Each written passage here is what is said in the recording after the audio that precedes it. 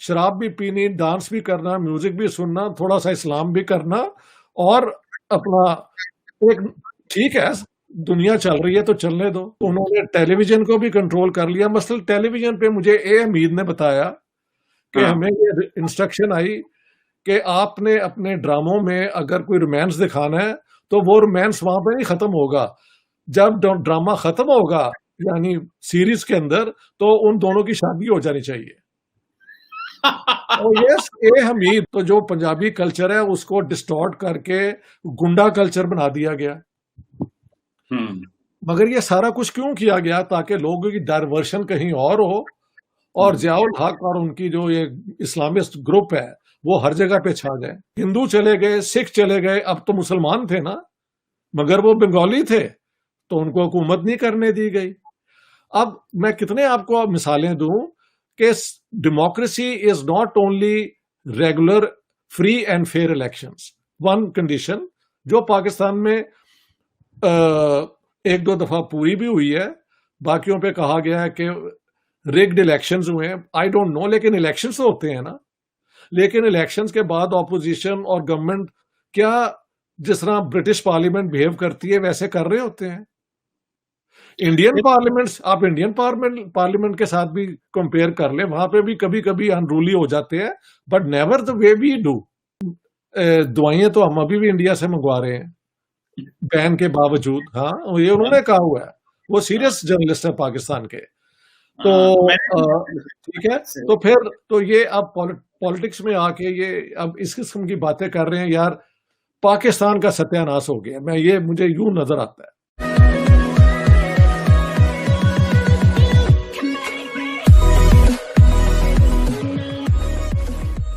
नमस्कार दोस्तों, यह है वायरल फैक्ट और इस वीडियो के अंदर दरअसल बात हो रही है कि पाकिस्तान के सिविलियन और पाकिस्तान की जो आर्मी है उनके रिलेशन कैसे है।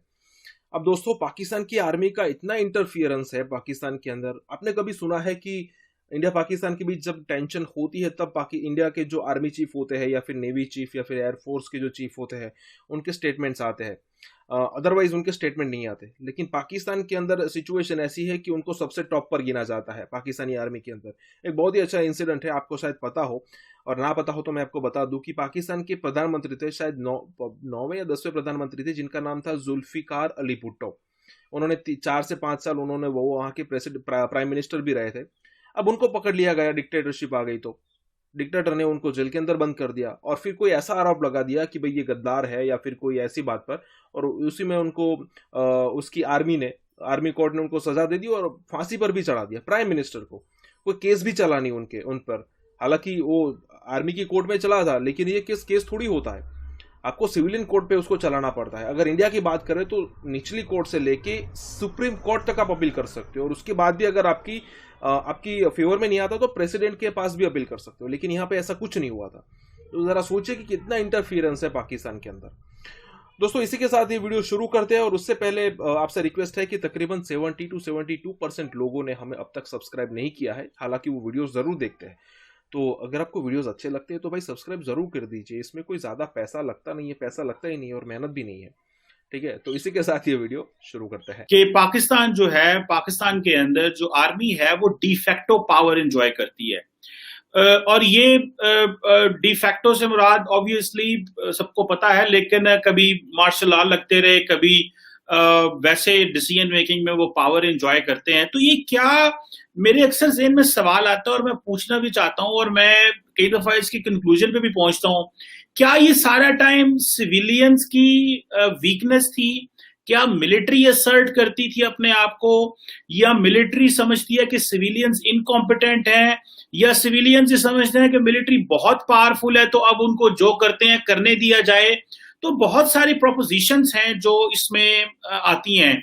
आपने भी ये अपनी बुक में लिखा है कि डी फैक्टो पावर एंजॉय करते हैं। आप किस तरह देखते हैं ये सिविल मिलिट्री ताल्लुकात को, और आपका ये जो आर्गूमेंट है इसको? बहुत बहुत शुक्रिया। ये मैं समझता हूँ सेंट्रल सवाल है जिस पे बात होनी चाहिए, और मुझे बहुत खुशी है कि आज हम इस पे बात कर रहे हैं। देखिए, सुनने वालों को बता दें कि डी फैक्टो होता है इन एक्चुअल प्रैक्टिस, यानी कि हकीकत में, और डी जोरो होता है कानून के मुताबिक, यानी वो कानून में लिखा होता है उसके मुताबिक हो रहा होता है। लेकिन डी फैक्टो का मतलब है कि कानून में अगर नहीं भी लिखा, लेकिन हकीकत में ऐसे ही हो रहा होता है।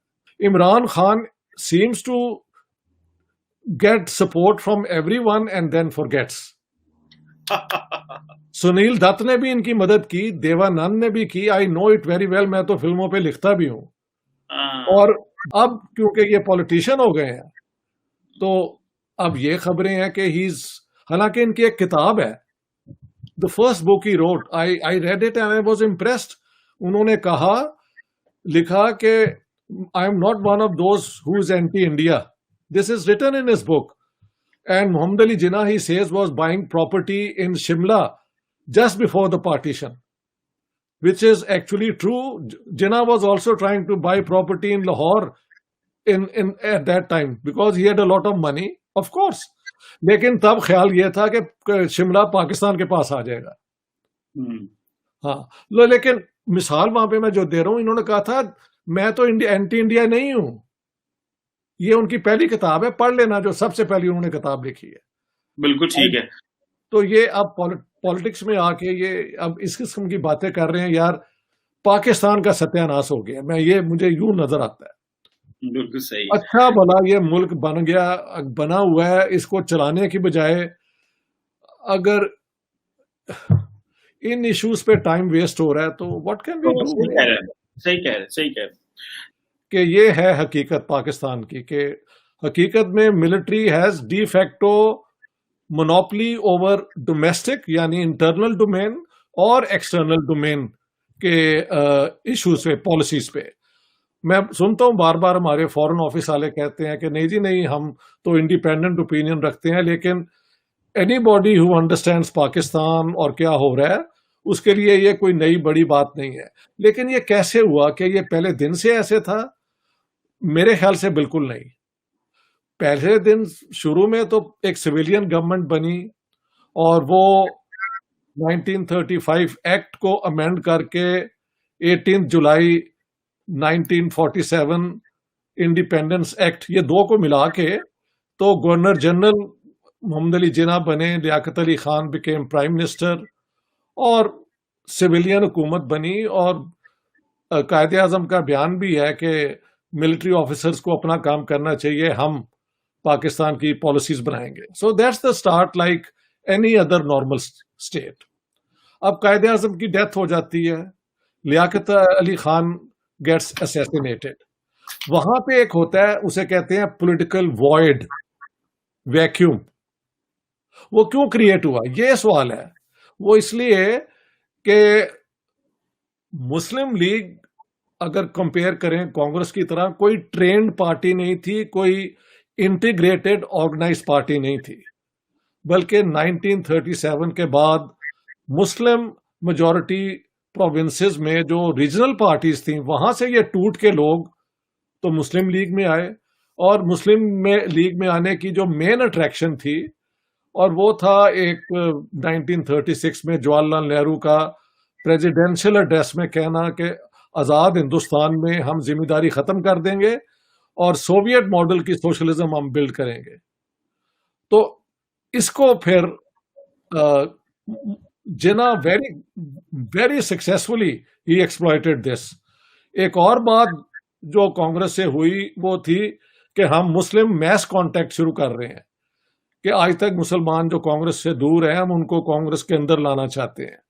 तो वहां से फिर जिन्ना साहब ने यह भी कहना शुरू किया कि देखें, आजाद एक यूनाइटेड हिंदुस्तान के अंदर इस्लाम खत्म हो जाएगा, मुसलमान जो हैं वो भी नस्तो नाबूद हो जाएंगे। ये उनके वर्ड्स हैं, ये मेरे ड्रामेटिक वर्ड्स नहीं है, अंग्रेजी में ये लफ्ज हैं, Islam will be annihilated and Muslims will be obliterated, बिल्कुल सफाया हो जाएगा।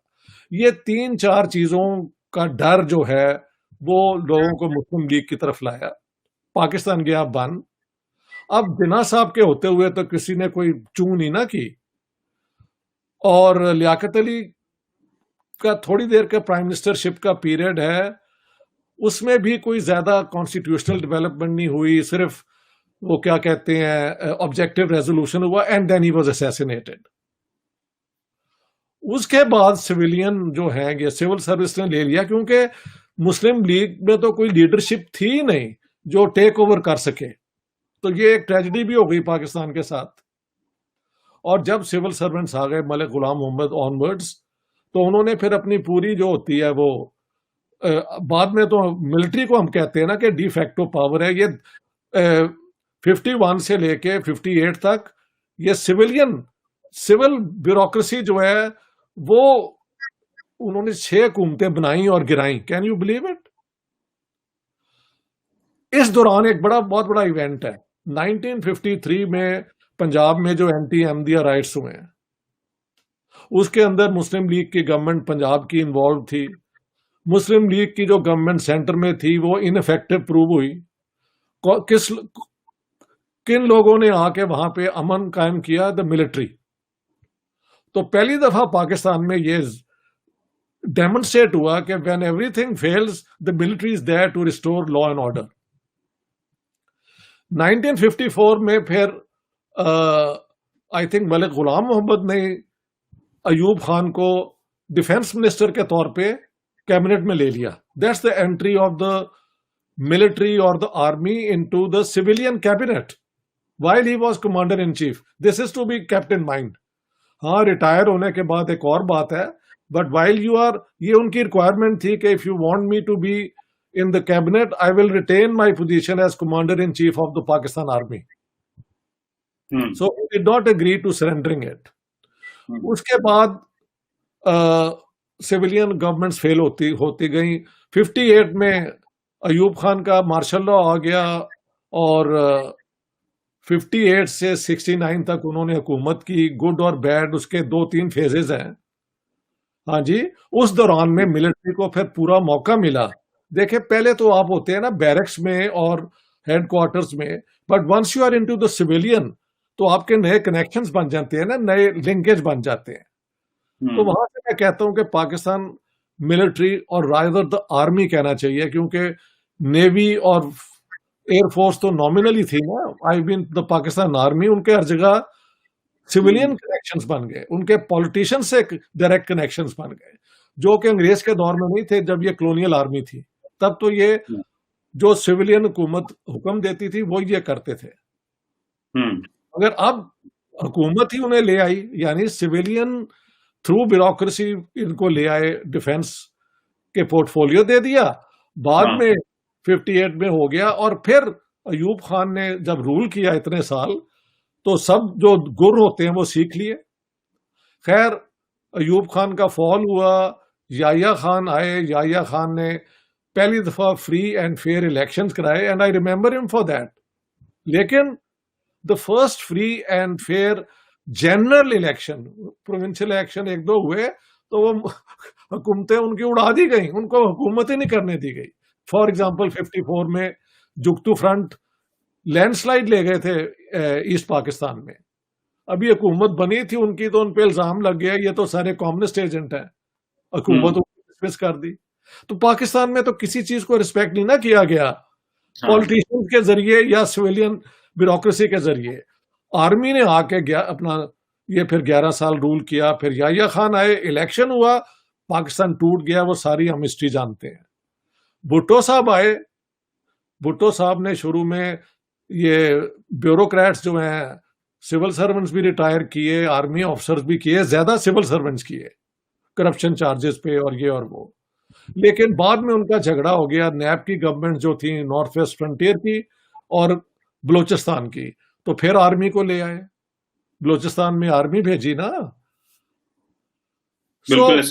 ये हमारी अपनी गवर्नमेंट जो है आर्मी को बार बार लाती रही है, और जब आर्मी आती रही है और एक दफा जब वो आ जाए तो उसके कनेक्शंस, फिर इसका मतलब है सिविलियन इंस्टीट्यूशंस के साथ मेंटेन्ड होते हैं ना। और फिर आप जानते हैं when Ayub Khan was overthrown,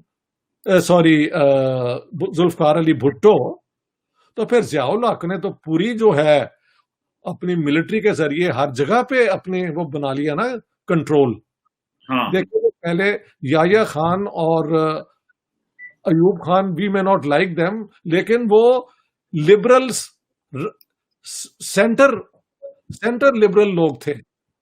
शराब भी पीनी, डांस भी करना, म्यूजिक भी सुनना, थोड़ा सा इस्लाम भी करना, और अपना एक, ठीक है दुनिया चल रही है तो चलने दो। जियाउल हक के आने के बाद पूरा इस्लामाइजेशन भी आ गया, और इस्लामाइजेशन का मतलब है फिर आप पेनिट्रेट करेंगे सोसाइटी के हर सेक्टर में। जर्नलिज्म को भी उन्होंने कंट्रोल कर लिया, उन्होंने उन्होंने टेलीविजन को भी कंट्रोल कर लिया। मसलन टेलीविजन पे मुझे ए हमीद ने बताया कि हाँ। हमें ये इंस्ट्रक्शन आई कि आपने अपने ड्रामों में अगर कोई रोमांस दिखाना है तो वो रोमांस वहां पे नहीं खत्म होगा, जब ड्रामा खत्म होगा यानी सीरीज के अंदर तो उन दोनों की शादी हो जानी चाहिए। और यस, ए हमीद बड़े हाँ। हमारे लाहौर के बड़े मशहूर इंटेलेक्चुअल थे, ये उनसे मैंने मेरी पंजाब वाली किताब में उनका इंटरव्यू है कि हमें इंस्ट्रक्शन थी। तो जियाउल हक ने फिल्मों में भी ये कर दिया, बजाय के सुथरी फिल्में बनने की वो अपना वैशी गुज्जर और मौला जट, ये लाउड लाउड नॉइजी फिल्में बननी शुरू हो गई। तो जो पंजाबी कल्चर है उसको डिस्टॉर्ट करके गुंडा कल्चर बना दिया गया। मगर ये सारा कुछ क्यों किया गया? ताकि लोगों की डाइवर्शन कहीं और हो, और जियाउल हक और उनकी जो ये इस्लामिस्ट ग्रुप है वो हर जगह पे छा जाए। तो मैं ये कहता हूं आफ्टर जियाउल हक came into power the army was never away from politics. वो विड्रॉ चाहे कर जाते हो। बिल्कुल सही।